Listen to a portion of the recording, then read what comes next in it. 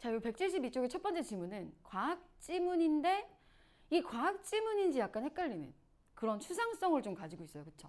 뭔가 손에 잡히는 그런 게 없어.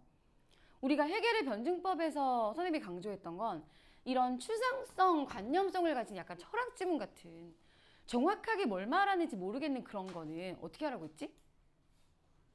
개념과 개념의 관계에 집중해서 보세요. 그런 말을 했잖아요. 네, 그래서 추상적인 지문들은 개념의 관계성, 개념과 개념의 관계가 뭔지를 좀 신경 쓰면서 읽어요. 자, 그리고 두 번째로 우리가 해보게 될 게 과학 기술 지문, 진짜 찐 기술 지문인데 기술 지문은 어떻게 하라고 했더라? 기술 지문은? 이 기술 지문이라는 게 보통 어떤 내용이야?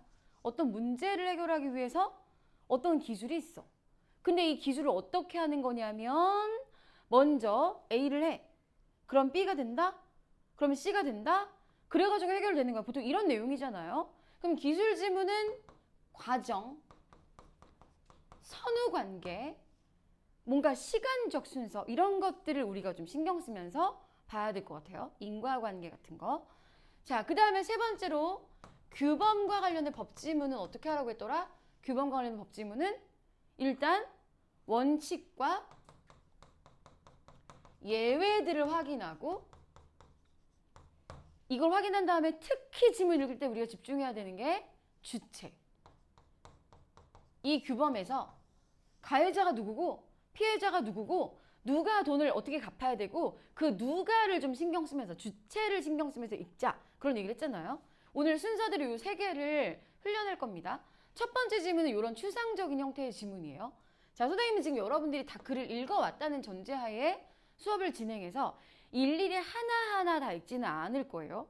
여러분들이 1차 읽기를 해왔어야 아, 내가 이 부분을 발견했다, 못했다를 확인하면서 자기 읽기를 교정할 거 아니에요? 그쵸? 첫 번째 문단의 중심 주인공 누구예요? 뭘 딱 소개하면서 시작을 합니다. 뭘 소개해요? 네 번째 줄에 나오는 행위자 연결망 이론을 딱 소개를 했어.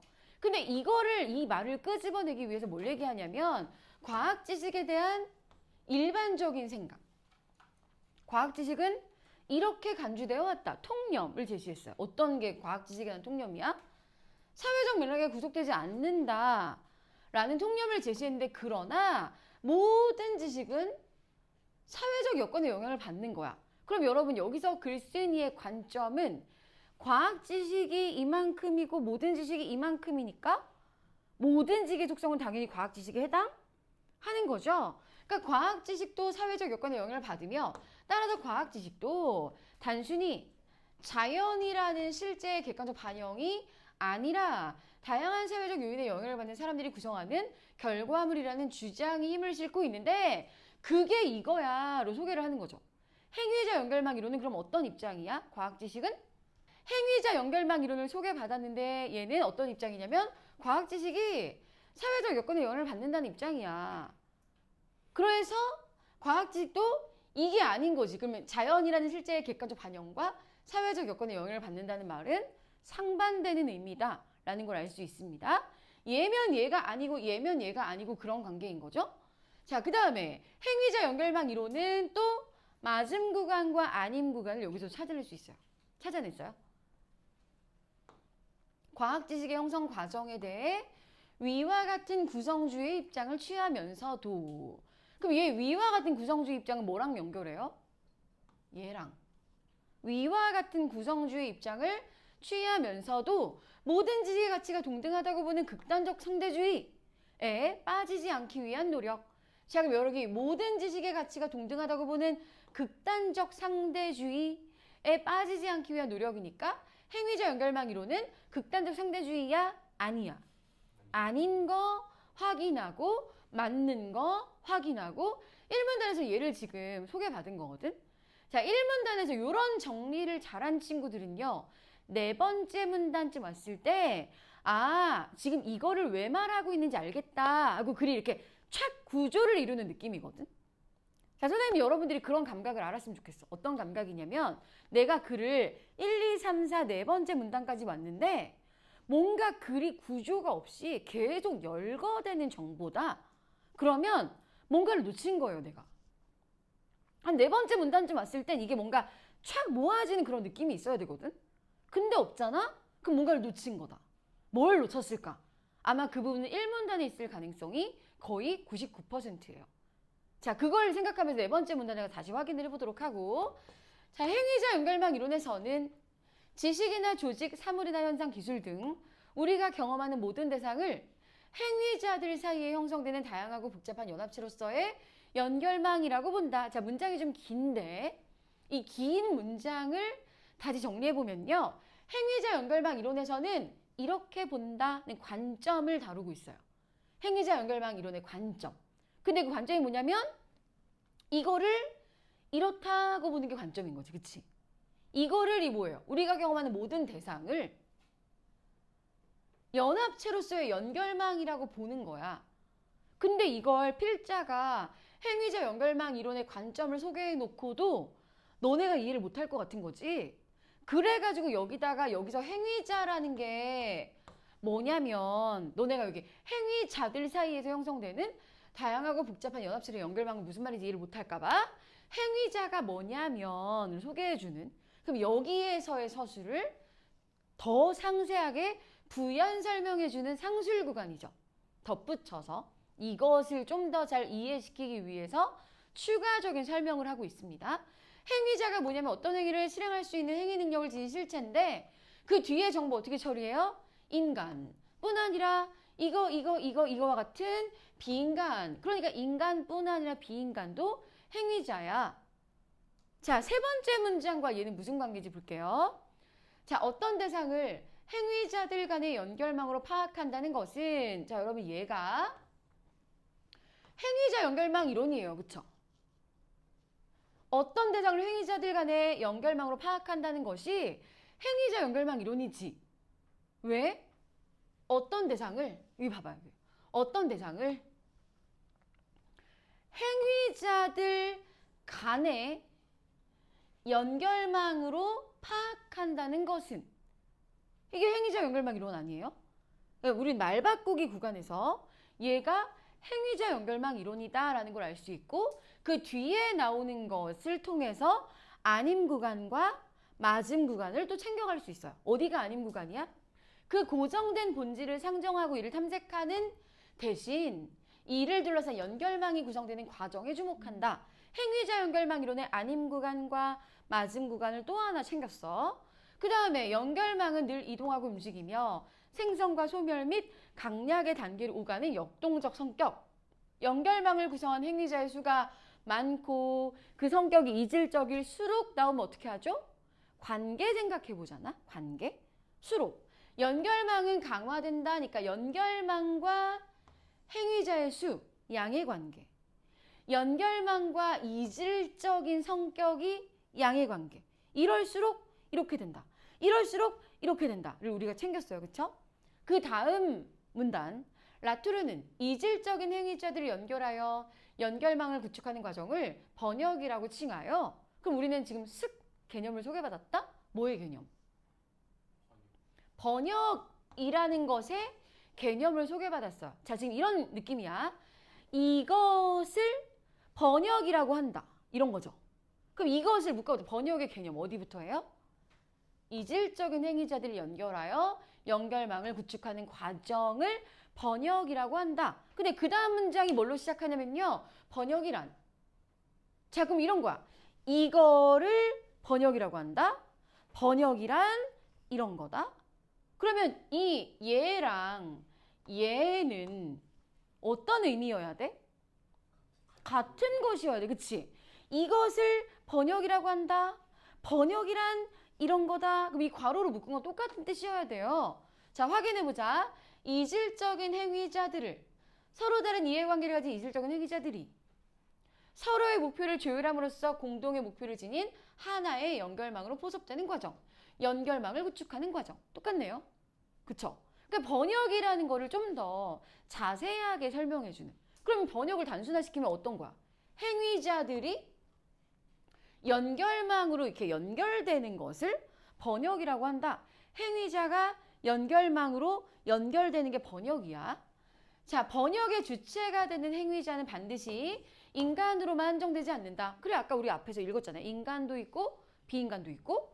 자, 라투르는 인간 행위자와 비인간 행위자의 번역 과정을 총기를 소유하게 된 사람의 상황에 비유하면서, 비유니까 원관념이 있고 보조관념이 있을 겁니다. 그러면 여기서 인간 행위자, 비인간 행위자가 원관념이고 아래에 나오는 보조관념과 연결해 볼게요. 당신은 손에 총을 쥐면서 달라지고 총은 당신에게 쥐어지면 달라진다. 그럼 인간 행위자가 당신이네요. 비인간 행위자가 총이네요. 근데 달라지고 달라지니까 어떤 거야? 인간 행위자와 비인간 행위자는 무슨 관계야? 서로 영향을 주고받는 관계. 얘는 얘 때문에 달라지고 얘는 얘 때문에 달라. 서로 영향을 주는 관계이다. 그렇게 진술함으로써 뒤에도 잘 처리해 봅시다. 주체와 객체, 인간과 사물을 분리하여 각각의 본질을 가정하는 인식. 과는 다른 행위자 연결망 이론의 인식을 드러내었다. 자, 여러분 이거 어떻게 처리하죠? 여기부터 여기까지 행위자 연결망 이론의 아님 구간으로 묶었어. 그치? 자, 그러면 지금까지 정리를 해보면요. 자, 과학 지식이 사회적 여건에 영향을 받는다는 주장이 대세인데 그게 행위자 연결망 이론이야. 그래서 행위자 연결망 이론을 소개하기 위해서 행위자가 뭔지, 번역이 뭔지를 소개하는 구간을 지나온 거지. 자, 그러면서 성공적인 번역은 번역의 개념이 있고 성공적인 번역이 있어. 번역은 뭐였더라? 행위자들을 연결망으로 만드는 게 번역이잖아요. 그러면 성공적인 번역이니까 강한 연결망의 구축이니까 성공적인 건 이거죠. 넓고 촘촘하면 강한. 번역이 그냥 연결망 만드는 거니까 성공적인 번역은 더 넓고 촘촘하며 강한 연결망을 만드는 게 성공적인 번역일 겁니다. 여기서 이 플러스 알파의 의미를 여기서 확인해 주는 거지. 번역이라는 게 연결망 만드는 거였는데 그렇다면 성공적인이라는 속성이 붙으려면 번역에 뭐가 추가돼야 될까? 더 넓고 촘촘하고 강한 연결망의 구축으로 이어진다. 이를 통해 이는 뭔가요? 강한 연결망의 구축을 통해 안정화 견고화된 연결망은 역동성을 잃고 하나의 대상으로 간주되는데 뭐가? 하나의 대상이 된 연결망. 라투르는 이는 뭔지 앞에서 계속 데려오셔야 돼요. 하나의 대상이 된 연결망을 블랙박스라고 칭하고, 그럼 우린 블랙박스가 뭔지를 알아야 돼. 블랙박스는 뭐죠?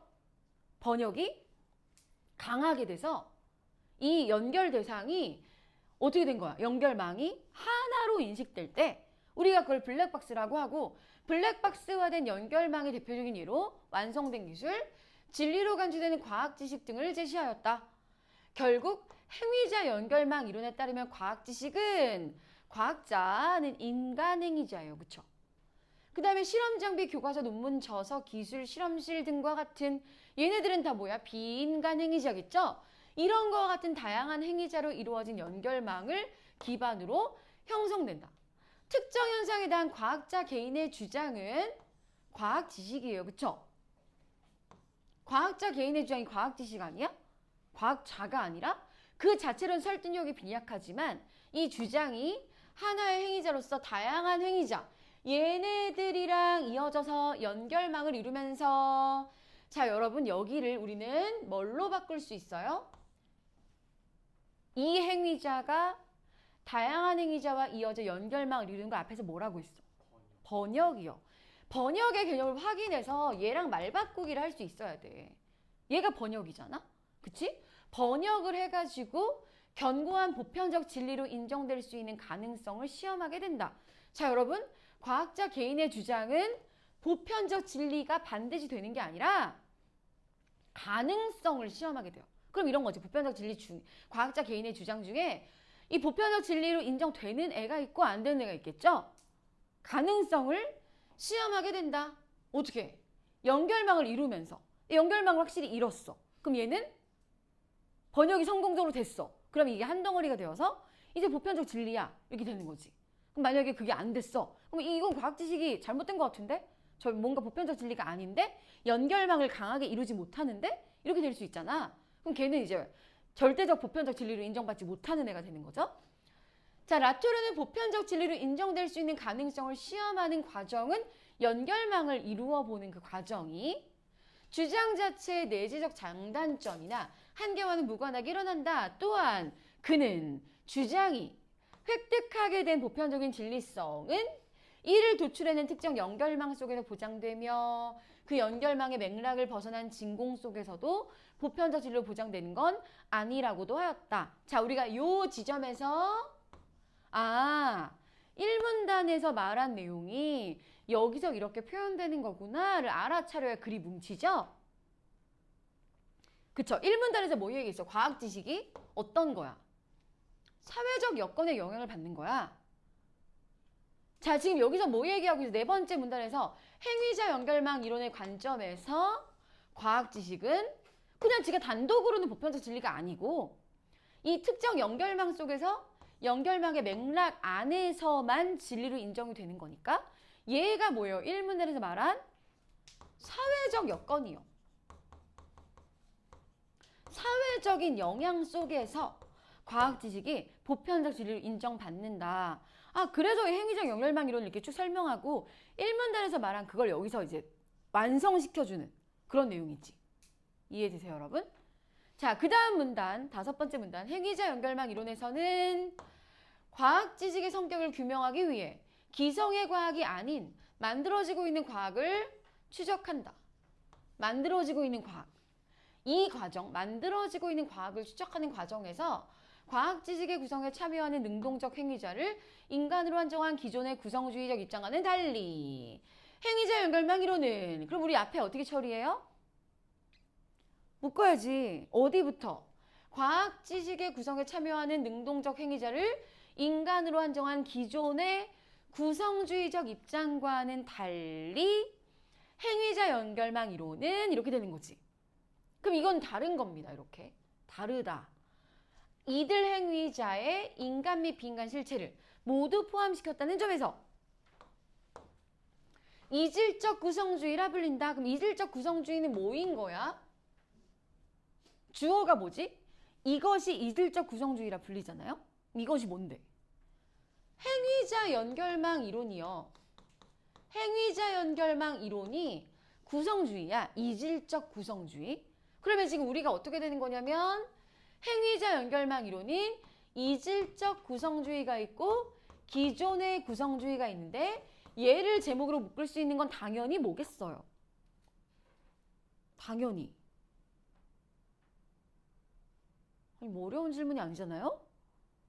이질적 구성주의와 기성적 구성주의, 기존의 구성주의를 묶을 수 있는 건 당연히 구성주의겠죠? 그러면 구성주의의 속성은 얘도 가지나? 네, 얘도 가지나? 그치? 근데 구성주의 속성이 뭔데? 1문단에 있어요. 뭐죠?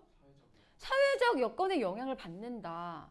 그러니까 얘도 사회적 여건, 과학기술은 사회적 여건에 영향을 받는다고 생각하고 얘도 사회적 여건에 영향을 받는다고 생각해. 근데 얘랑 차이는 뭐예요? 얘는 인간, 비인간 모두를 행위자로 인정하고 얘는 인간만 행위자로 인정하는 차이가 있는 거지. 얘들아, 이 관계를 알아야 1번의 내용 일치 문제를 빠르게 해결할 수 있어요. 자, 여러분 1번에 대부분 풀어온 친구들이 있는데요. 1번 문제, 선지 1번은 되게 간단해요. 극단적 상대주의는 1문단에 나오니까 그냥 모든 지식의 가치를 동등한 것으로 여긴다. 1문단에 친절하게 아주 그대로 남아있어. 그치? 그럼 1문단에서 맞다고 확인할 수 있었습니다.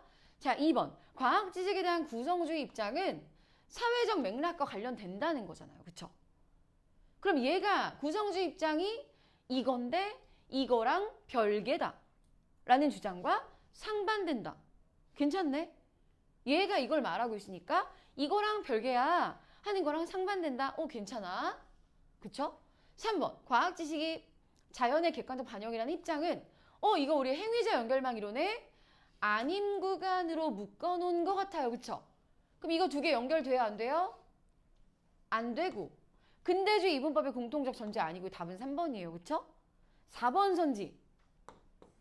과학 지식이 다양한 사회적 요인에 영향을 받는다고 보는 것은 행위자 연결망 이론과 기존의 구성주의의 공통점이다.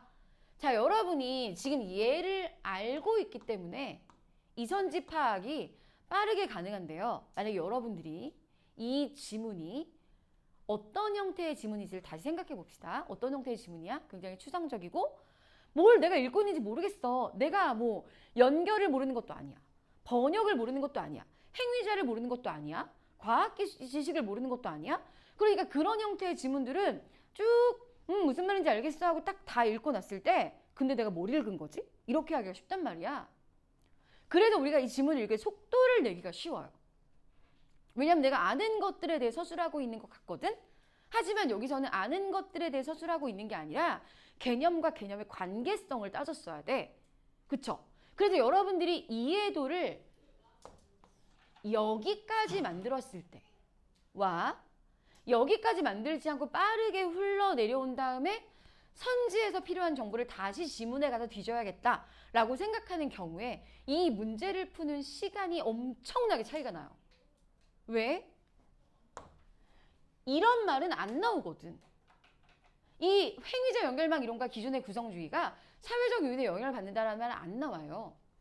이게 구성주의다라는 걸 알아야 아 얘가 이질적 구성주의고 얘가 기존의 구성주의니까 얘가 당연히 맞는 서술이겠다라고 파악하려면 아까 전에 이 구조까지는 내가 알아낸 다음에 문제로 왔었어야 돼. 선생님이 지금 여러분에게 무슨 말을 하는 거냐면 이 문제를 이 문제만을 위해서 여러분에게 5분이나 6분이나 7분을 주고 자 1번 문제 풀어보세요 하고 못 푸는 애 없어요. 그치? 여기서 문제는 어떻게 빠르게 시간을 줄일 것인가요? 여러분들이 지문을 읽을 때 1분만 더 읽잖아요. 이 지문을 1분만 여기까지 읽어주잖아요. 그럼 문제를 판단하는데 어떻겠어? 시간이 확 줄잖아. 근데 우리가 계속 어떻게 하냐면 지문을 대충 읽고 선지해서 다시 찾아. 1번 찾고 2번 찾고 3번 찾고 4번 찾고 5번 찾고 그럼 이거 언제 다 해? 그런 식으로는 안 된다라는 걸 지금 계속 설득하는 거예요. 내용 일치 문제조차 그렇게 지문에서 뒤지려는 생각으로 하면 아니 우리가 20분이 있으면 다 해내지 누가 못하겠어요. 다 정보가 나와 있는데 근데 빠르게 판단하기 위해서는 여기까지는 이해를 하고 내려왔어야 돼. 그치? 그래서 지문을 1, 2분 더 읽어주자. 그게 선생님이 계속 여러분에게 설득하는 바예요. 그걸 좀 생각을 해주시고 자 마지막 5번 선지 과학 지식의 형성 과정에 참여하는 주체의 범위가 얘는 인간행위자와 비인간행위자 모두 얘는 인간행위자만 그 상이한 입장이 맞다는 걸 알 수 있죠. 자 그 다음에 2번 문제도 별로 보기가 나와 있긴 하지만 어렵지 않고 기술결정론과 사회문화결정론이 대립하는데 얘는 총이 문제야. 얘는 범인이 문제야. 근데 가를 고려하면 가는 뭐예요? 당신이 총을 달라지게 하고 총은 당신을 달라지게 하고 그런 거였으니까 뭐 서로서로 변한다 뭐 그런 걸 고르면 어렵지 않게 답을 해결할 수 있을 것 같아요. 자, 4번도 뭐 적용해서 해결하면 되고 자 우리는 과학기술 지문 2번 얘는 아주 전형적인 기술 지문이에요. 우리가 뭐에 집중해야 되게? 과정이요. 인과관계에 집중해야 된다는 생각이 듭니다. 자 원자력 발전은 벌써 선후관계가 제시되어 있어요. 그쵸? 핵분열 연쇄 반응을 유도하여 에너지를 얻는다. 그러니까 얘가 돼야 이걸 하는 거야. 자, 원자력 발전의 연료로는 우라늄이 사용되는데 천연 우라늄을 구성하는 물질의 99% 이상은 핵분열이 일어나지 않는 우라늄 238이고 핵분열이 가능한 235는 0.7% 정도만 포함되어 있어. 이 상태는 무슨 상태예요? 천연 상태. 자연 그대로 상태로는 우라늄 235의 비율이 낮아 핵분열 유도가 안 되기 때문에 우라늄 235의 비율을 3% 이상으로 높여야 하고 이 과정이 무슨 과정이에요? 우라늄 235의 비율을 3% 이상으로 높이는 과정을 우라늄 농축이라고 한다. 그러니까 우린 여러분 우라늄 농축을 해야 핵분열 연쇄 반응이 되고 그게 돼야 원자력 발전 되는 거지. 그쵸? 얘가 1번이네요. 자, 우라늄 235의 비율을 3에서 5%로 높여. 이게 우라늄 농축이잖아. 그쵸? 우라늄 농축해가지고 원기둥 모양의 연료봉으로 만든 후 눈치챘지? 뭐예요? 과정이요. 이렇게 한 후니까 이거 다음에 이거가 나올 거 아니에요. 이런 표지를 이용해서 아, 내가 과정을 읽고 있어. 여기는 정리를 잘해야겠어. 이런 생각이 들죠. 일단 첫 번째로 뭐 했어? 우라늄 농축한 다음에 그거를 원기둥 모양의 연료봉으로 만든다. 이후 다발로 묶어 핵 연료를 만든다. 그럼 우리는 핵 연료가 뭔지를 알 수 있습니다. 핵 연료는 뭐죠? 일단 우라늄 농축을 해야 돼. 그걸 이제 원기둥으로 만들어가지고 그걸 여러 개 다발로 묶으면 그게 핵 연료인 거죠. 이렇게 만들어진 핵 연료를 원자로에 넣는다. 중성자를 충돌시킨다. 핵분열을 유도한다. 이게 핵분열을 유도하는 뭐예요? 과정 묶어주고. 자, 원자로에 넣은 핵 연료의 우라늄 235 비율이 낮아져서 반응력이 떨어지면 그러면 반응력과 우라늄 235의 비율은 양의 관계 확인해주고. 자, 원자로에서 꺼내는데 이를 사용 후 핵연료라고 한다. 그럼 여러분 사용 후 핵연료의 특징은요. 우라늄 235의 비율이 무조건 3% 넘으면 안 되지. 농축해가지고 이걸 썼으니까. 이 사용 후 핵연료는 우라늄 235의 비율이 3%가 절대 안 될 겁니다. 그거보단 작아야 돼. 이렇게 농축해가지고 이거 써먹은 다음에 비율이 낮아진 거니까 3%는 안 될 거다라는 생각이 들어요. 사용 후 핵연료에는 핵분열이 일어나지 않은 우라늄 235가 남아있고 우라늄 238, 우라늄 238이 중성자와 만들어서 반응하여 만들어진 물질인 플루토늄 239 그리고 이외에도 핵분열 과정이 생성된 핵물질들이 포함되어 있다. 문장이 상당히 긴데요. 이 문장을 우리가 어떻게 처리해야 돼? 선생님이 줄글로 읽지 말라고 계속 얘기했잖아요. 그쵸? 줄글로 읽지 마라. 그럼 이거 어떻게 해야 돼? 사용 후 핵연료에는 1, 2, 3, 4 1, 2, 3, 4로 항목화해서 읽기로 했잖아요. 항목화해서 읽었어? 1, 2, 3, 4 해봐. 1번 우라늄 235 그치? 그 다음에 2번 뭐예요? 얘가 3번 그러면 플루토늄 239랑 우라늄 238 합친 게 결국에 똑같은 거 아니야? 우라늄 238이 2번. 자, 다시 잘 봐. 핵분열이 일어나지 않은 우라늄 235가 남아있고 우라늄 238이 있어. 그리고 우라늄 238이 중성자와 반응할 만들어진 물질인 플루토늄 239 그리고 이 외에도 핵분열 과정에 형성된 핵물질들이 포함되어 있다. 이렇게 1, 2, 3, 4가 있는 겁니다. 그쵸? 자, 이 중 우라늄 235와 플루토늄 239는 핵분열을 일으킬 수 있는 물질이므로 그럼 여러분 자동적으로 여러분은 뭘 정리해야 돼? 2번이랑 4번은 핵분열을 일으킬 수 없는 애지. 근데 얘들아 이렇게 뒤집으려면 뭘 했어야 돼? 1, 2, 3, 4를 했어야 이걸 뒤집지. 내가 이걸 줄글로 생각하면요. 항목화해 놓지 않으면 뒤집는 거 못한다? 그럴 것 같죠? 자, 그리고 이 우라늄 238, 235와 239, 1번과 3번은 핵분열을 일으킬 수 있는 물질이므로 사용 후 핵연료에서 추출한 후 뭘 추출해요? 뭘 추출해요? 1번과 3번, 235와 플루토늄 239를 추출한 후 원자력 발전의 연료로 재사용할 수 있는데 이 분리공정, 추출하는 분리공정을 핵 재처리라고 한다.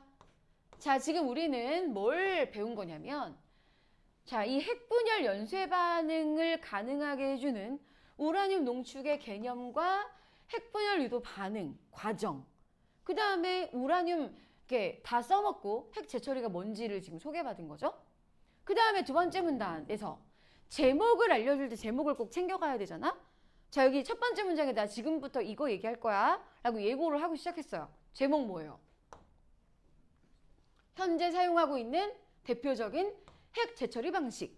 그게 뭐냐면 핵 사용 후 핵 연료를 액체 상태로 만든 뒤에 우라늄 235와 플루토늄 239를 추출하는 퓨렉스 공법이 있다. 이게 현재 사용하는 대표적인 핵 재처리 방식이니까 퓨렉스 공법의 결과는 뭐겠어요? 1번과 3번을 분리해내는 거겠죠. 추출해내는 게 퓨렉스 공법일 거예요. 자, 퓨렉스 공법은 먼저 현지야 눈치챘지? 먼저. 뭐가 나와? 먼저. 과정이요. 먼저 사용 후 핵 연료를 해체한다. 그 다음에 연료봉을 작게 절단한다. 다음으로 절단한 연료봉을 90도C 정도의 질산 용액에 담가 녹인다. 이후 질산에 녹인 핵 연료를 유기용매인 TBP 용액과 접촉시킨다. 우라늄 235와 플루토늄 239는 TBP 용액에 달라붙고, 얘가 이제 우리가 1번, 3번 목적물이 달라붙고 나머지 2번, 4번은 질산 용액에 남는다. 분리했네요. 그쵸? 여기가 과정, 무슨 과정? 퓨렉스 공법의 과정. 이후 산화 및 환원 반응을 통해 우라늄 235와 플루토늄 239를 상호 분리하게 된다. 자, 이제 1번과 3번을 분리해냈습니다. 자, 퓨렉스 공법은 공정을 반복할 때마다 더 많은 양과 높은 순도의 우라늄 235와 플루토늄 239를 얻을 수 있다. 그럼 공정을 반복하는 것과 양, 공정을 반복하는 것과 순도의 관계도 확인할 수 있었고, 우라늄 235는 기존의 원자로에 넣어서 원자로 발전이 가능하지만 플루토늄 239는 고속 증식로에서만 사용이 가능한데, 고속 증식로는 안정성이 부족하여 폭발의 위험성 때문에 실용화되지 못하고 있다. 그럼 여러분 여기서 플루토늄 239는 뽑아내봤자 사용을 못하네요. 쓸모가 없어. 그리고 플루토늄 239는 안 그래도 쓸모가 없는데 핵무기의 원료야.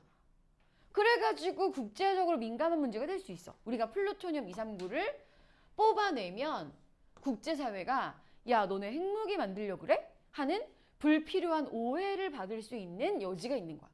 이러한 문제를 해결하기 위해 개발 중인 핵 재처리 방식, 이렇게 제목 나오는 구간 꼭 묶어줍시다. 개발 중인 핵 재처리 방식으로 파이로 프로세싱이 있다. 그럼 여러분 여기서는 반드시 뭘 해야 돼요? 지금 사용하고 있는 퓨렉스 공법과 개발 중인 파이로 프로세싱을 비교 대조하는 게 매우 중요하겠다. 지금 이것의 문제를 얘가 해결할 수 있을 수도 있는데 그걸 확인해야 되지 않겠어요? 그쵸? 자, 파이로 프로세싱은 핵분열 물질을 추출하기 위해 용액이 아닌, 자, 이런 말을 왜 하나요? 지금 우리는 1번 구간, 2번 구간, 2번 구간 읽고 있으니까 아까 걔는 용액이었나? 그러네. 아까 걔는 용액이었네. 그치? 용액이 아닌 전기를 활용한다. 그럼 파이로 프로세싱과 이 앞에 나온 퓨렉스 공법의 차이. 얘는 용액, 전기를 더 확보할 수 있죠. 먼저, 현지야, 먼저 이거 뭐죠? 과정. 사용 후에 연료를 해체한다. 똑같아. 아까 걔도 그랬잖아. 그 다음에 연료봉을 절단한 후. 여기까지 똑같아. 그 다음에 절단한 연료봉을 600도씨 이상의 고온에서 산화 우라늄 형태의 분말로 만든다. 이건 뭐예요? 무슨 상태? 분말인 산화 우라늄 상태를 전기 분해하여 산소를 없애면 금속 물질로 변환되는데 여긴 어디예요? 변환된 금속 물질에는 우라늄 235와 플루토늄 239, 기타 다양한 핵물질이 포함되어 있다. 1번도 있고 3번도 있고 4번도 있고, 이 금속 물질 아까 산소 없앤 그거를 용융염에 넣고 온도를 500까지 올려 용해시킨다. 여기도 용해를 안 시키는 건 아니에요. 아까 전에 여기서 용해되는 건 뭐였어? 절단한 연료봉을 용해시키는 거였죠. 얘는 분말을 없앤 산소 금속 물질로 변화시키는 건데, 여기서 이 용액에 녹는 건 1, 2, 3, 4예요. 그쵸? 여기 이 퓨렉스 공법에서 여기 녹이는 건 1, 2, 3, 4잖아. 근데 여기는 뭐가 녹는 거예요? 1, 3, 4가 녹는 거야. 그치? 1, 3, 4가 있는 금속 물질 여기다 녹여서 용해시킨다. 여긴 어디예요? 이 용해시킨 거에 전극을 연결하고 일정 전압 이하의 전기를 흘려준다. 우라늄 235는 1번은 다른 물질에 비해 낮은 전압에서 쉽게 음극으로 움직이므로 음극에는 우라늄 235 우리가 필요한 애만 착 남는 거야. 그럼 얘가 무슨 과정? 파이로 프로세싱의 과정이 소개됐고 자 여기에서 우라늄 235를 일부 해소할 수 있다. 이후 전압을 올리면 남아있던 1번과 3번과 4번이 음극으로 와서 달라붙게 된다. 근데 얘는 1번, 3번, 4번이 합쳐져 있는 거잖아. 그러니까 우리가 3번을 따로 빼내는 게 아니니까 불필요한 오해를 받지 않겠죠? 자, 파이로 프로세싱은 오해받는 물질 플루토늄 239가 다른 핵물질들과 섞인 채로 추출되기 때문에 퓨렉스 공법에서 발생할 수 있는 문제를 해결할 수 있다. 그러니까 이 디귿의 이유를 물어보는 문제에서는 어디를 뒤지면 돼요? 앞에를 뒤지면 되지. 그쵸? 디귿의 이유를 물어보는 데는 앞에를 뒤져서 섞인 재료 추출돼서 그렇다를 착 알아채면 되니까 자, 요것도 잘 우리가 해결할 수 있을 것 같습니다. 그쵸? 그 다음에 우리가 여기까지 해야 되는데요. 창의성까지 해야 되는데요. 잠깐 이걸 하기 앞서서 지난주 모의고사 자, 한수 1차 시험지가 없는 사람 한수 1차 시험지가 왜 대부분 안 가져와요? 선생님이 지난주에도 모자라나? 둘, 셋, 둘. 윤성이 없죠?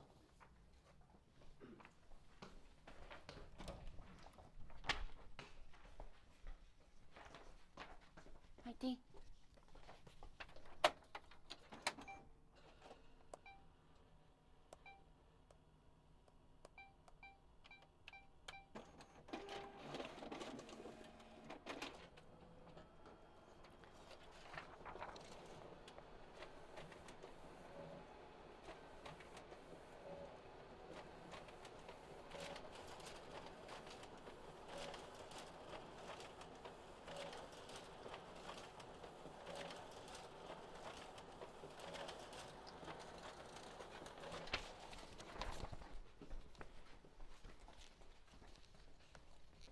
자, 없는 사람이 시연이랑 윤성이.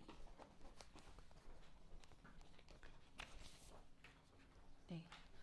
아이고.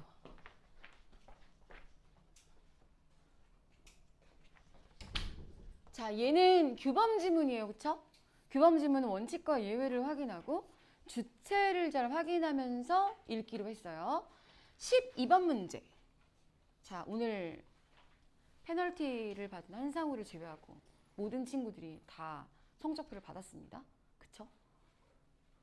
이렇게 흐트러지면 안 됩니다. 성적표에 12번 맞았나 보세요. 우리의 오답률 1위가 12번이거든요. 여러분들이 12번을 가장 많이 틀렸어요.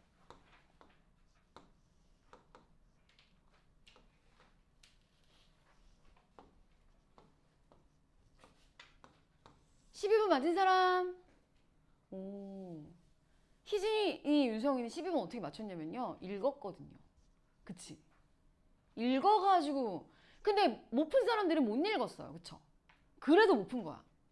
그래서 선생님은 여러분에게 뭘 기대하냐면 자, 3월 23일에 모의고사에서 여러분들이 아주 훌륭한 성적을 받아올 거라고 생각하지 않아. 나의 목표는 어디까지냐면 여러분들이 독서론을 다 맞는다.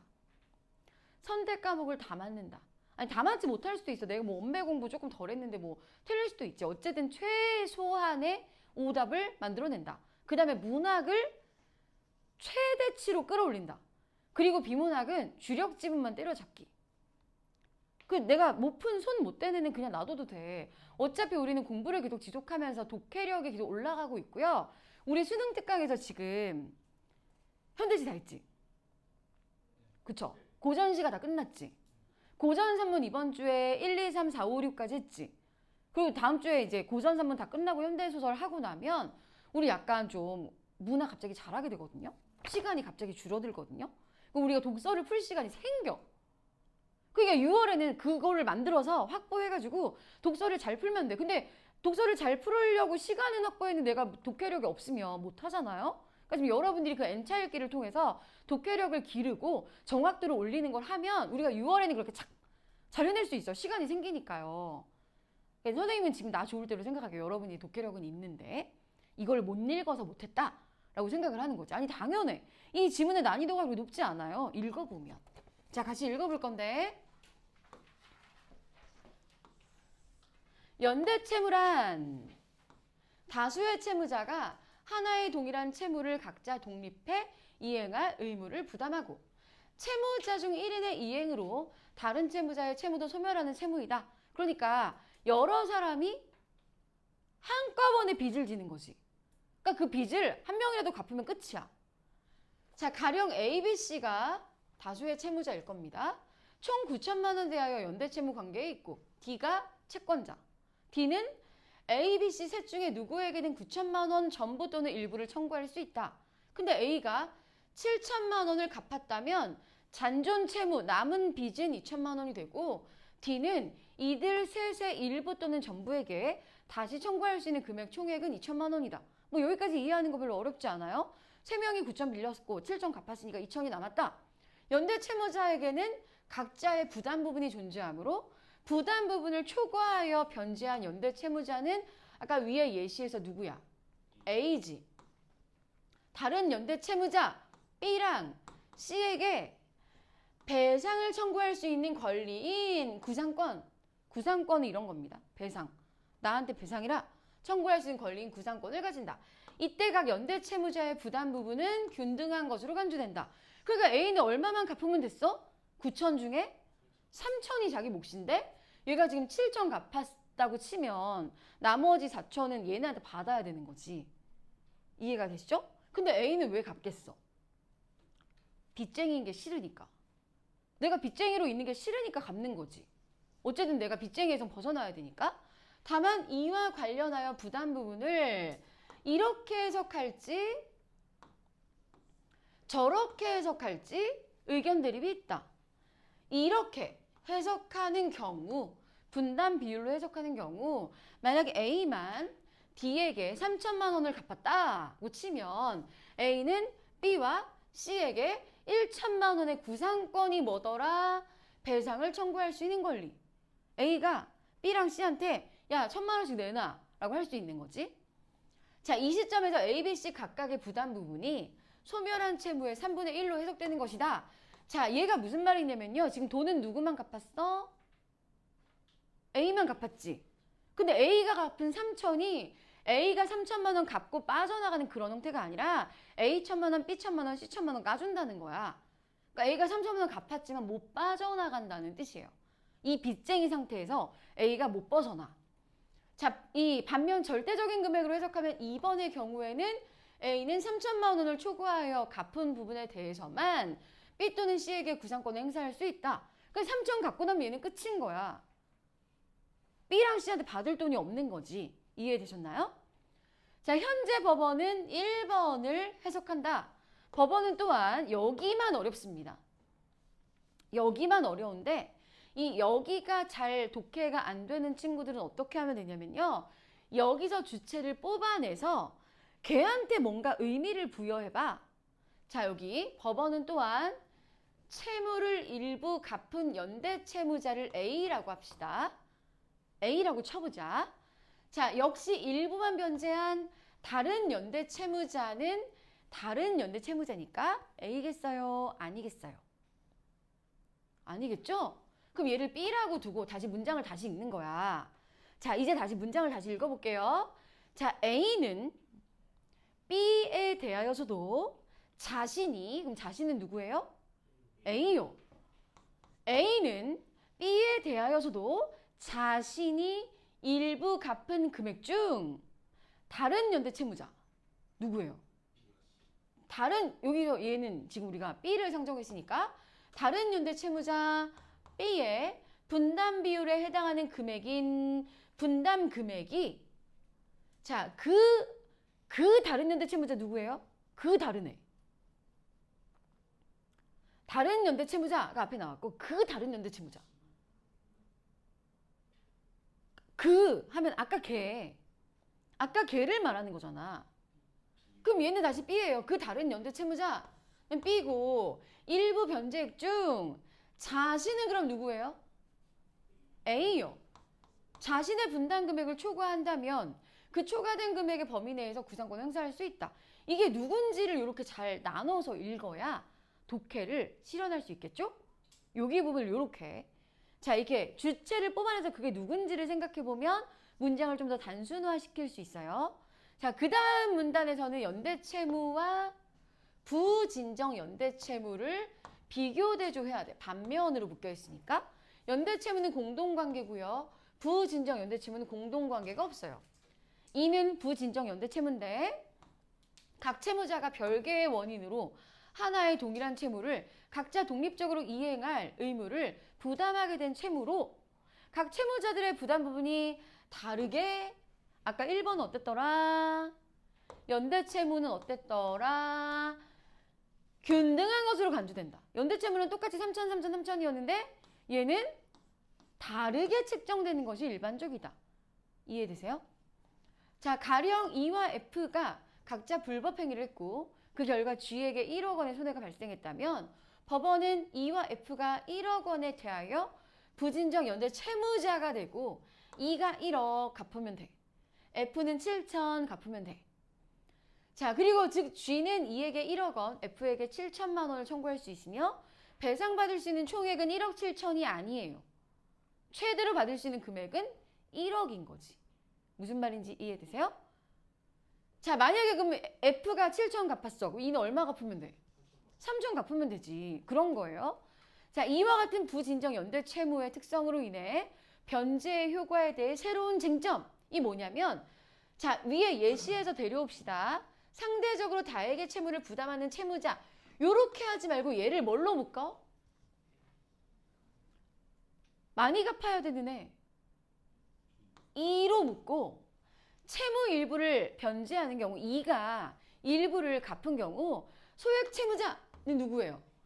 F를 데려와서 얘가 채무의 소멸 부분과 관련하여 의견을 대립한다. 예를 들어 위 예시에서 2가 다액 채무자인데요. 4천만 원을 갚았다면 F 채무는 얼마가 남을까? 해놓고 답을 해, 안 해? 하지. 비문학에도 물어봐 놓고 지가 답을 안 하는 경우가 있어? 이게 뭘까? 하고 답을 하잖아. 우리가 뒤에 부분에서 얼마가 남냐면에 대한 대답을 찾아야 글을 읽은 거죠. 얼마가 남을까? 이에 대한 외측설은 자 1번 입장입니다. 다액의 채무자 누구예요? 2가 단독으로 부담하는 부분, 즉 2가 부담해야 되는 1억 원과 F가 부담해야 하는 7천만 원의 차액인 3천만 원부터 채무가 소멸한다고 몸으로. 그럼 이런 거야. 자, 여기가 1억입니다. 2가 갚아야 되는 돈이야. 그럼 여기가 한 7천쯤 되겠죠? 그럼 여기 2가 단독으로 부담하는 부분은 어디예요? 여기부터 소멸한다고 보는 거야. 그러면 이만큼 갚은 겁니다. 그쵸? 이렇게 갚은 거니까 G가 F에게 청구할 수 있는 금액은 얼마겠어? 6천만 원. 이해되시죠? 반면 내측설은 2번 입장은 채무자들이 공동으로 부담하는 부분 어디예요? 여기가 1억이고 여기가 7천이라고 쳤을 때 공동 부분은 여기잖아요. 여기부터 소멸한다고 보므로 그럼 이렇게 4천 갚은 거지. 그러면 G가 F에게 청구할 수 있는 금액은 3천만 원이다. 그렇게 여기 남은 거 3천만 원이다. 이렇게 하는 거지. 이해되세요? 네. 근데 만약에 여러분이 F면 3천 정도는 땡길 수 있잖아. 그치? 그럼 내가 이 3천 갚고 나는 빠져나가고 싶어. 그쵸? 무슨 말인지 이해되세요? 아니 사람이 빚쟁이인 거 되게 싫거든. 너네 빚쟁이 안 돼봤지? 내가 아는 어떤 선배가 사업하다가 망해가지고 돈이 하나도 없는 거야. 근데 그 선배가 망한 게 아니라 그 선배 대표가 망한 거라 그 대표님이 진짜 엄청난 액수 때문에 그냥 자기는 감옥에 가겠다고 갔어. 거래처 사람들은 다 회사 다 망하고 이 대표님 가족은 잘 살고. 그러니까 이 거래처 사람들이 이 선배의 집에 찾아오는데 어떻게 찾아오냐면 왜 그 드라마에서 보듯이 막 그런 양복 입은 불량배들이 와가지고 막 행패 부리고 막 이러잖아요. 근데 실제로는 그렇게는 못해. 실제로는 그렇게 할 수 없고 어떻게 하냐면 그냥 집 앞에 와서 서 있어. 그냥 가만히 있어. 거기서 돈을 갚으라고 뭐라고 한마디를 하거나 하면 그게 불법 추심이 돼서 경찰에 잡혀가거든요. 그러니까 그냥 있기만 해도 사람들이 엄청 힘들어하는 거야. 그렇지 않겠어요? 여러분 앞에 아파트 앞에 누가 계속 서 있어. 돈 받으러 왔어. 나한테 돈 내라고는 안 해. 그냥 계속 서 있어. 되게 무섭겠지. 그리고 나도 만약에 빚이 있다고 이제 학원에 여기 누가 앉아 있는 거야. 빚 받으러 왔다고. 아무 말도 안 하고.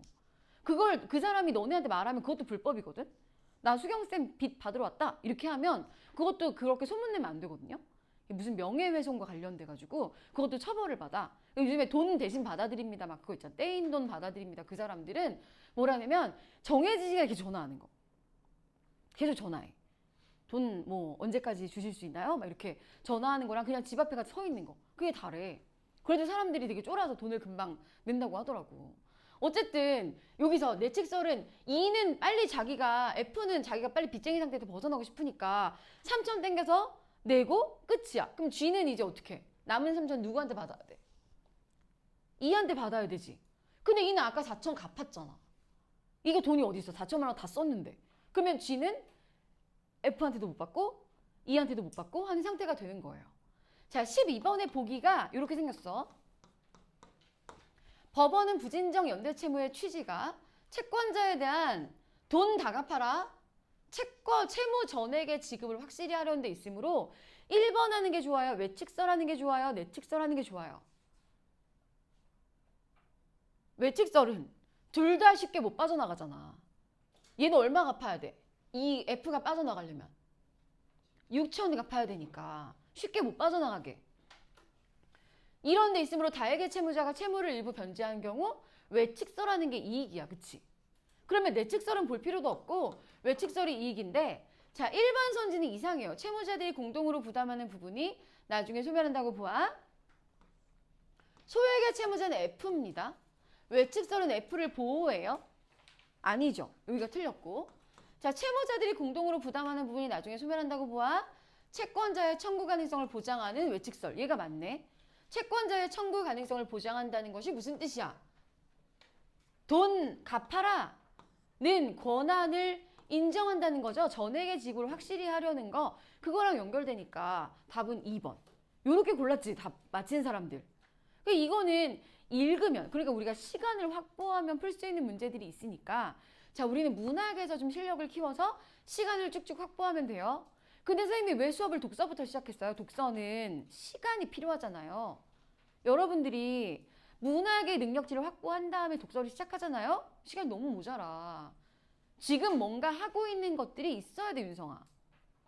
자, 지금 뭔가 하고 있는 여러분들의 수능 공부의 어떤 그런 패턴, 여러분들의 그 일상에서 어떤 그 스케줄이 형성되어 있었어야 돼요. 그 수능 공부 루틴이 있죠? 그냥 있다고 다 좋을 대로 생각할게요. 선생님 계속 얘기했잖아. 어떻게 하는지.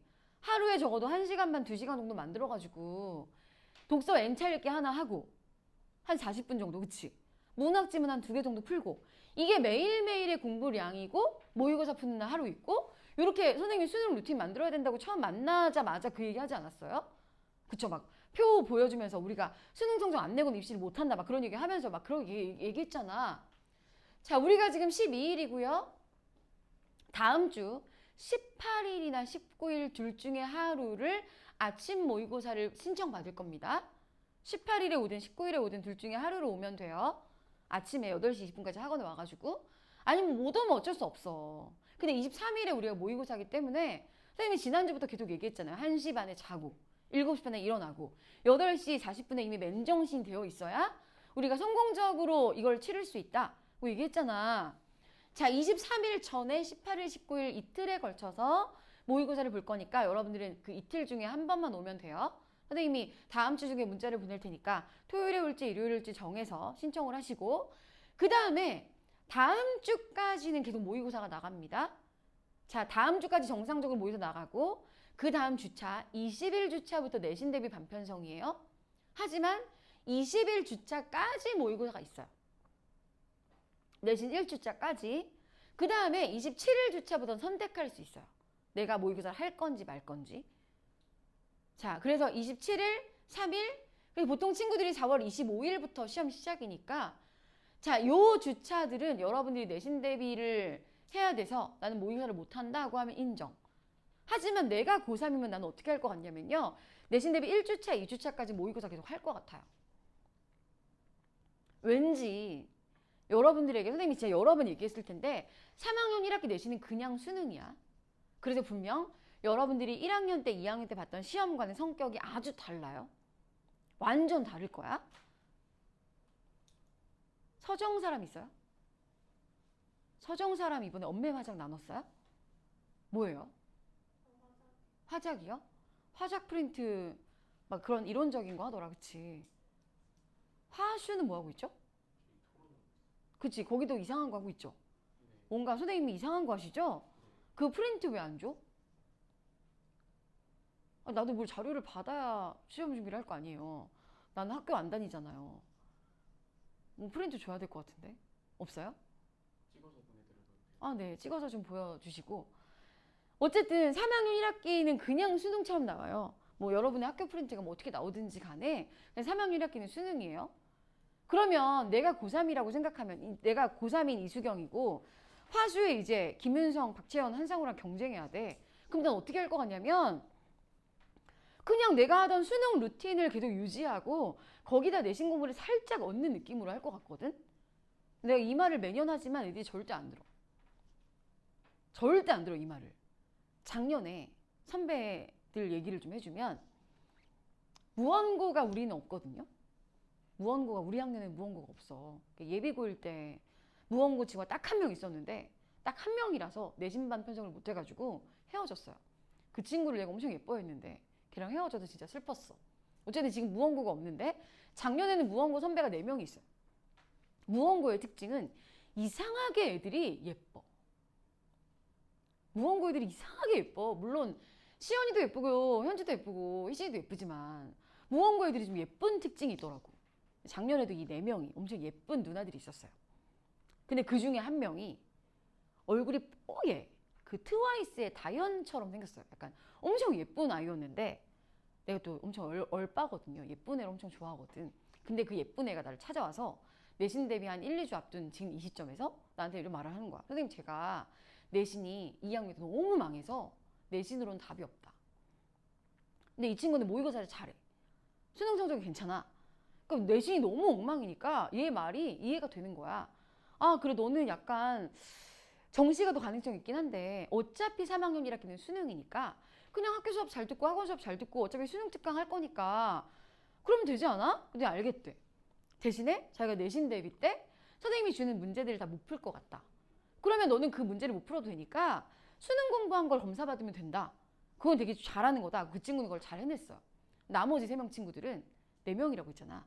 이 친구는 이제 그렇게 공부를 하고 이 3명 친구들은 내신이 다 1점대야. 그러니까 얘네는 어떻게 하고 싶어? 이 3학년 1학기 내신을 진짜 잘하고 싶잖아요. 이 3명이 어떻게 공부했는지 내가 말해줄게. 어떻게 공부했냐면 학교 필기와 학원 필기를 하나하나 다 뜯어봐요. 뭐 예를 들어 한용운의 거짓 이별에서 학교 선생님이 이렇게 설명해 주셨는데 약간 내 설명이 약간 다르면 그걸 가져와서 선생님 이 학교 선생님이 이렇게 해주셨는데 이거는 무슨 뜻이에요? 그러면 아 이거는 이런 거니까 얘랑 얘랑은 똑같은 건데 약간 다르게 표현한 거야. 그걸 한 줄 한 줄 다 분석해. 그 다음에 나한테 수능 특강 시험 범위를 새 걸로 달래. 왜? 집에 가서 안 보고 다시 써본다고. 자기가 안 보고 써보고 자기가 단거나 시킨 거랑 비교해 보는 거지. 그 다음에 문제를 풀어요. 그럼 문제를 풀어. 문제를 한 30개쯤 풀고 틀리면 선생님 이거 저 한용운의 거짓 이별 그래도 틀리는데 문제 좀 더 주실 수 있나요? 그래서 내가 문제를 더 줘. 더 달라고 하니까. 근데 내가 얘네들이 이렇게 하는 동안 계속 이거 아니라고 했어. 이렇게 하지 말라고. 이거 아니야. 얘들아 이렇게 하면 우리 큰일 나. 그 말을 계속 했는데 얘네는 똑같이 했어요. 왜 똑같이 했게? 1학년, 2학년 때 자기가 그렇게 했거든. 근데 자기 내신이 잘 나왔단 말이야. 근데 내가 계속 아니라고. 얘들아 이거 아니야. 이거 아니야 라는 말을 계속 했어. 왜 아니게? 1학년, 2학년 때의 내신과 3학년 1학기는 성격이 다르잖아요. 근데 똑같이 하면 되겠어? 얘네가 공부를 쓸데없이 많이 하는 거야. 의미 없이. 자, 결과가 어떠냐면 무원고 작년에 국어 100점, 중간고사 100점이 단 한 명이에요. 수능 공부한 얘. 얘만 100점이고 나머지 3명 다 망했어. 시험지 들고 와서 문제가 이렇게 나올 줄 몰랐대. 그럼 어떻게 나올 줄 알았어? 그랬더니 문제를 푼 대로 나올 줄 알았대. 근데 얘들아 생각해봐. 수능 특강이 언제 나왔어요? 2월에 나왔죠? 그쵸? 2월 초부터 우리가 시작했으니까 2월에 나왔단 말이야. 근데 이 한용운의 거짓 이별에 대한 문제가 시중에 있어? 없지. 그러면 지금 벌써 한용운의 거짓 이별에 대한 변형 문제가 많이 나와 있거든요. 나한테 있는 것만 지금 벌써 몇백 개가 있단 말이야. 그러면 이 2월부터 지금 3월 요 한 달 안 되는 요 기간에 누군가가 어디서 어떻게 작업을 해가지고 변형 문제를 몇백 개를 만들어낸 거야. 그럼 여러분 그 퀄리티가 어떨 것 같아요? 진짜 거지 같단 말이야. 근데 그런 걸 몇백 개씩 푸는 게 의미가 있어? 문제는 수능처럼 나올 건데? 선생님이 지금 무슨 말을 하는 건지 여러분들이 잘 이해하세요. 우리가 문제에서 우리가 이제까지 훈련해왔던 바는 뭐냐면 지문에서 정보를 찾아가지고 문제를 해결하는 방식이었어. 그치? 근데 내신 그렇게 안 하잖아요. 내신 어떻게 해? 암기해서 그걸 문제에서 실현하려고 하잖아. 얘들아 이런 식으로 작동하지 않아요, 내신이. 그래서 선생님이 이 얘기를 여러분에게 하는 이유는 뭐냐면 여러분들의 그 수능 공부의 루틴이 내신 대비 기간에 망가질 수밖에 없어. 그런데 그 망가지는 걸 최소화해야지. 그래야 우리가 6월 모의고사 때 살아남아요. 얘들아 6월 모의고사가 너네한테 얼마나 중요한지 이걸 생각해야 돼. 중간고사와 기말고사 사이가 진짜 짧거든요. 한 3주? 중간고사 보고 나면 한 3주 있으면 벌써 기말 대비야. 그럼 내신 대비하고 우리 3주 동안 어떻게 하고 싶어요? 지쳤으니까 약간 쉬죠. 또 기말고사 열심히 하지. 니들 이거 아니야. 6월 모의고사 또 어떻게 하려고 그래? 육모는 무슨 의미예요 우리한테? 수시에 마지노선을 결정하는 중요한 시험이죠. 예를 들어 내가 육모에서 요 정도 성적이 나왔는데 수시에서 이런 학교를 쓸 이유가 있어? 수시가 다 떨어지면 그냥 내 모의고사 성적으로 대학 가면 되니까 수시에서 내 육모 성적보다 낮은 학교를 쓸 이유가 없단 말이야. 근데 육모를 너무 잘 봐도 문제야. 애들이 주제 파악을 못해. 육모를 너무 잘 보면 아 선생님 이딴 학교를 제가 왜 씁니까? 막 이렇게 수시에서 막 이렇게 행동한단 말이야. 육모를 너무 망해도 문제야. 그러면 이제 수시에서 진짜 눈높이를 엄청 낮춰야 되잖아. 그러니까 육모가 진짜 중요한데 우리가 중간고사 보고 기말고사 보고 이 수능 루틴이 망가져 있는 상태에서는 육모를 성공적으로 치를 수가 없어요. 그럼 여러분들이 결국 어떻게 해야 돼? 눈높이를 한참 낮춰서 육모를 망했으니까 수시에서 한참 낮춰서 KTX를 타거나 아니면 경기 북부 2, 3년제를 가거나 이런 되게 슬픈 일이 일어날 수밖에 없단 말이야. 그러니까 육모가 진짜 중요해 얘들아. 그리고 3학년 1학기는 그냥 수능이라 수능 공부의 루틴을 망가뜨리면 안 돼요. 그거를 여러분들이 잘 생각하셔야 돼. 선생님이 이 잔소리 이렇게 길게 하는 이유는 여러분들이 이 시기에 어떻게 행동할지를 내가 너무 뻔하게 알아서 그래. 근데 그러다 보면 금방 6월이 돼요. 그쵸? 그럼 우리는 진짜 날아간다 순식간에. 그럼 큰일 나 진짜. 여기서 진짜 문제가 되는 건 송희진의 국어 성적은 송희진보다 나한테 더 중요해. 이게 여러분들이 되게 쉽게 하는 착각 중에 하나가 송희진의 국어 성적은 송희진한테나 의미 있지 나는 뭐 학생들 많으니까 나 하나 못 본다고 괜찮겠지라고 생각을 하겠지만 그게 아니야 희진아. 송희진한테는 국어가 메인 능력이에요? 딱히 아니지. 국어를 못 본다고 해서 희진이가 자기 어떤 자존감에 큰 타격을 입지 않아. 근데 나는 송희진에게 국어를 가르치는 게 나의 인생의 메인 능력치야. 근데 그걸 진짜 열심히 할 거거든. 진짜 열심히 하고 있고. 근데 못했어. 그럼 나는 진짜 너무 이게 상처가 되는 거지. 이게 나의 자존감에 엄청나게 영향을 미쳐요. 여러분들의 성적이. 진짜 나는 올해 그 어느 때보다 완전 열심히 하려고 지금 의지가 진짜 엄청나거든요.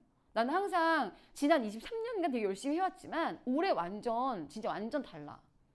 올해 난 진짜 잘하고 무슨 수단과 방법을 가리지 않고 진짜 다 할 거야. 그러니까 한상우가 이렇게 하면 되겠어? 두고 보자 한상우. 자, 우리는 창의성으로 갈게요. 다시 수능 특강으로 돌아와서 여기 몇 쪽이냐면요. 178쪽. 자, 다 읽어왔다는 전제하에 수업을 진행하고 있습니다. 첫 번째 문단에서는 창의성에 대한 사전적 의미를 나타내고 자, 사전에서는 이렇게 단순하게 정의하지만 단순한 거 아니야.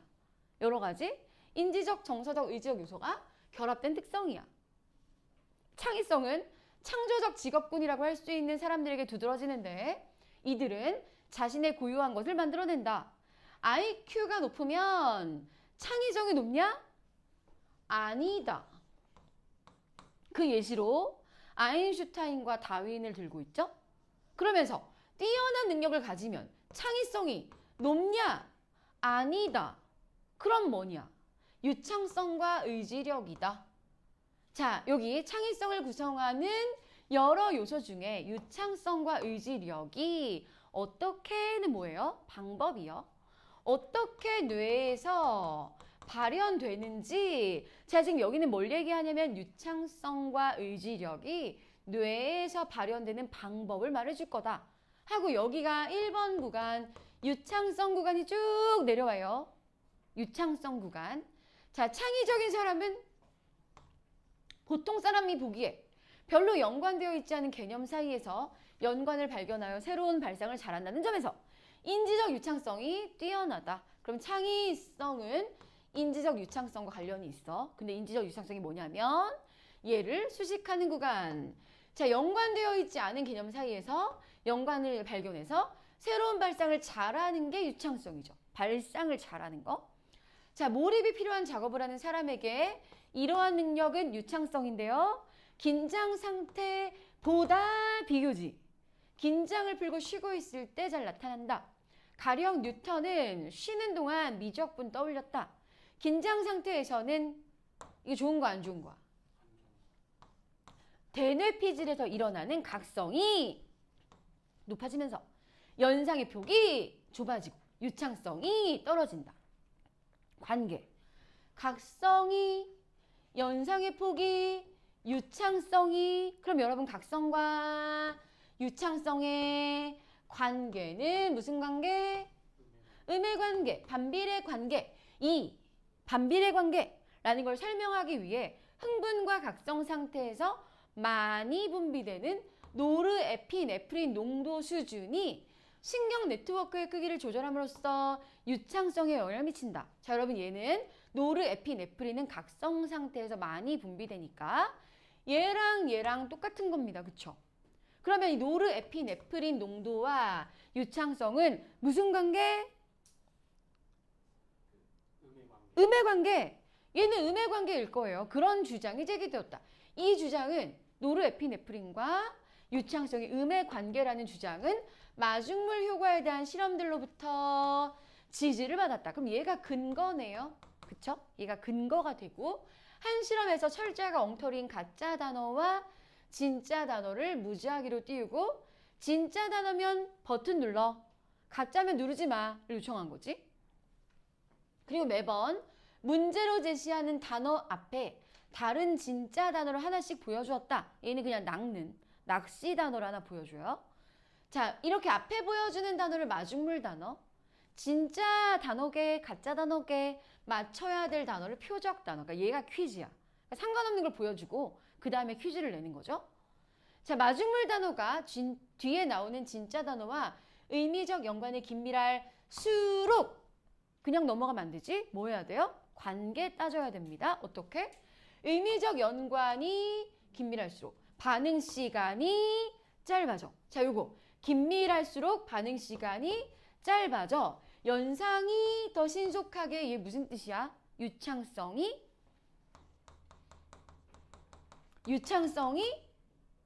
높아진다는 걸 알 수 있었다. 그럼 의미적 연관이 긴밀할수록 유창성이 높아진다. 가령 표적 단어가 널스라면 마중물 단어가 100일 때보다 닥터일 때가 반응 시간이 짧았다. 자, 여러분 표적 단어가 먼저 보여주는 거야? 나중에 보여주는 거야? 나중에 보여주는 거죠. 여러분들이 얘를 대충 읽으면 널스 보여주고 100 보여줄 때랑 널스 보여주고 닥터 보여줄 때를 오해할 수 있지만 반대예요.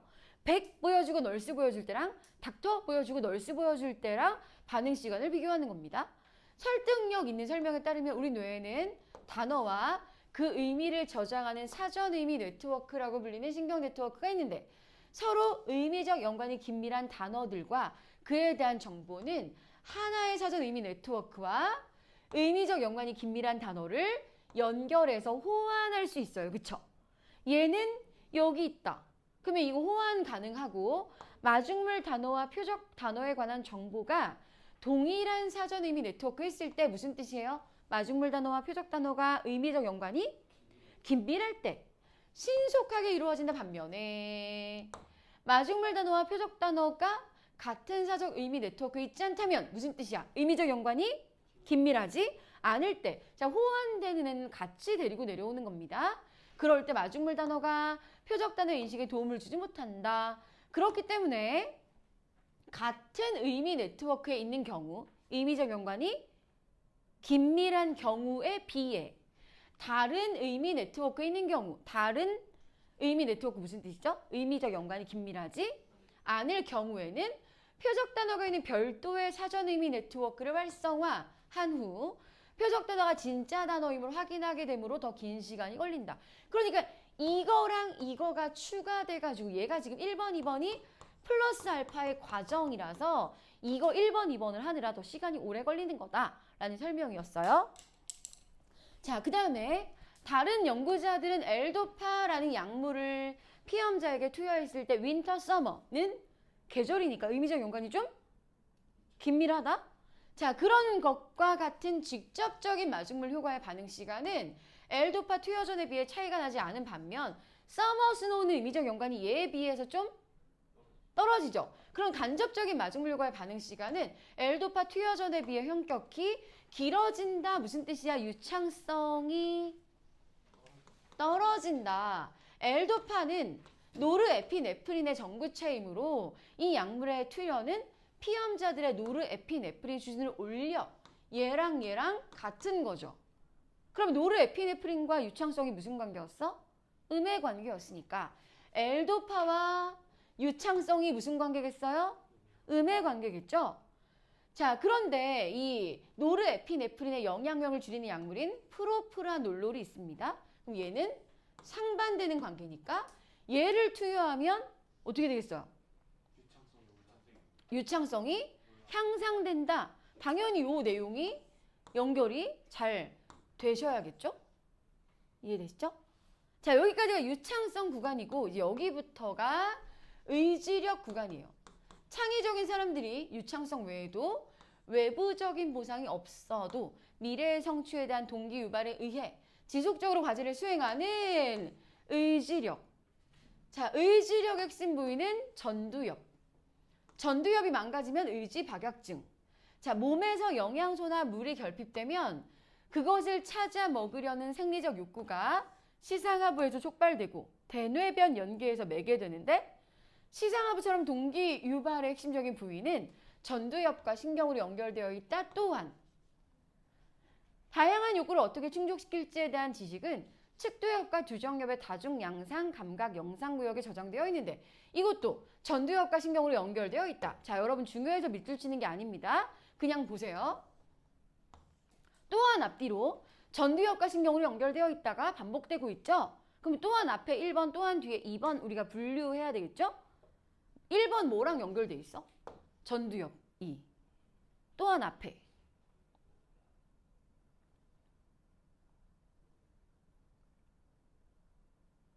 또한 앞에 뭐랑 연결돼 있어? 아니, 어려운 질문이 아니야. 또한 앞에 전두엽과 신경으로 연결되어 있다. 뭐가? 그게 걔가 뭔데? 시상하부요. 얘가 1번인 거지. 시상하부가 하는 일이 동기를 유발하는 거야. 생리적 욕구를 불러일으키고 이거랑 이거를 하는 애가 시상하부인데 그게 전두엽이랑 연결돼 있어. 또한 뒤에 뭐랑 연결돼 있어요? 측두엽과 두정엽에 다중 양상 감각 연상구역이 전두엽과 연결되어 있어. 근데 얘가 뭘 하는 애지? 어떻게 충족시킬지에 대한 지식이 있는 애잖아요. 얘들을 1번, 2번을 인지하고 나면 그 다음 문장이 약간 정리돼요. 온갖 욕구에 관련된 신체의 내부 정보는 전두엽에서 이러한 욕구를 어떻게 충족시킬지에 대한 지식과 융합된다. 자, 이러한 욕구는 어디서 오는 거야? 1번에서 오지. 근데 그 지식은 어디서 오는 거야? 2번에서 오지. 근데 얘가 전두엽이랑 연결돼 있고 얘가 전두엽이랑 연결돼 있으니까 전두엽에서 뭘 하겠어요? 그걸 합칩니다. 이해되시죠?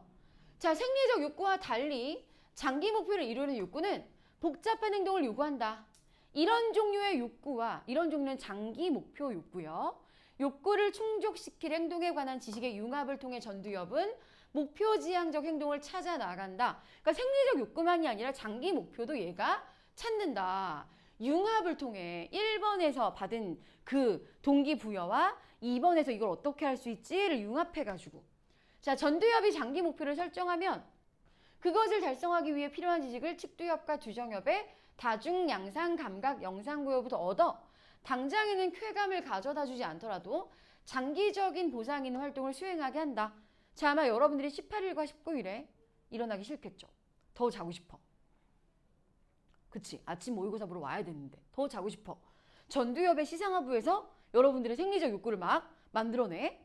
그러면 야, 선생님한테 배 아프다고 하고 그냥 자자. 카톡 하나 보내고 자자. 그럼 이제 이 다중 양상 감각 연상 장치가 어떻게 더 잘 수 있지? 선생님한테 배 아프다고 하고 못 간다고 하자. 이렇게 되는 거지. 근데 우리한테 장기 목표가 있어요. 뭐예요? 수능 잘 봐야지. 아니 이거를 잘 못하게 우리 매몰 비용이 너무 크지 않아요? 이제까지 우리가 이 몇십 년 동안 들인 돈과 아니 돈이 문제가 아니야. 우리가 뭘 포기하고 학원에 있었는지를 생각해봐 얘들아. 내가 그 시간에 놀았으면 얼마나 재밌었겠어. 그치? 그 시간을 다 포기하고 내가 지금 이제 나 19살이야. 너무 늦었어. 이제 돌아서기에는 매몰 비용이 너무 크지. 이걸 진짜 잘 해내야 되는 거 아니에요?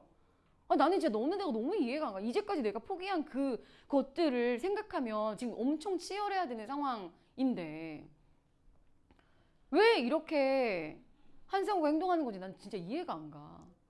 어떻게 그럴 수 있지? 그냥 욕심이 없어요, 사람이? 이제까지 내가 포기한 그것들이 아깝지 않아요? 너무 아깝지 않아? 내 생각엔 최소 몇 억은 썼을 것 같은데? 공부에? 돌아서기 너무 늦었어, 이제. 우리 며칠 안 남았잖아요. 그치? 그럼 그 장기 목표를 생각하면 여러분의 시상하부가 나 이거 잘 해내야 돼. 다시 욕구가 생기고 그러면 이 다중 양상 감각 연상 구역이 어떻게 할 수 있지? 빨리 일어나서 가야지 뭐 별 수 있나 해가지고 나오는 거지. 그치? 장기적 목표를 이루기 위한 의지적인 행동을 촉구한다. 누가? 전두엽이 그렇게 의지적인 행동을 촉구한다. 그 다음에 여기 참신한 아이디어가 구체적인 성과로 나타나기 전까지 전두엽은 여기 외적 보상이 없을 때도 내적 동기에 추동되어 지속적인 활동을 이어가게 한다가 뭐랑 똑같아요? 의지력과 똑같죠? 얘가 의지력이다 라는 걸 알면 우리는 정보 정리를 잘했습니다. 일단 여기서 우리는 첫 번째 문제는 유창성과 의지력이 어떻게 뇌에서 발현되냐. 유창성은 긴장이 풀어졌을 때 노르에피네프린이 낮아지면 그거지. 그럼 의지력은 어떻게 발휘돼요? 전두엽이 이 1번과 2번을 잘 매개하면 발현된다. 그 정보가 정리가 돼야 우리가 글을 잘 읽은 겁니다. 자, 다음 주에 여러분들은 과학기술 4, 5, 6 1차 읽기를 해올 겁니다. 그리고 모의고사 나눠드릴게요. 자, 이거 언제까지 내는 거야? 화요일까지 내는 겁니다. 자, 여러분들이 계속 늦게 내서 성적 처리가 조금 번거롭거든요.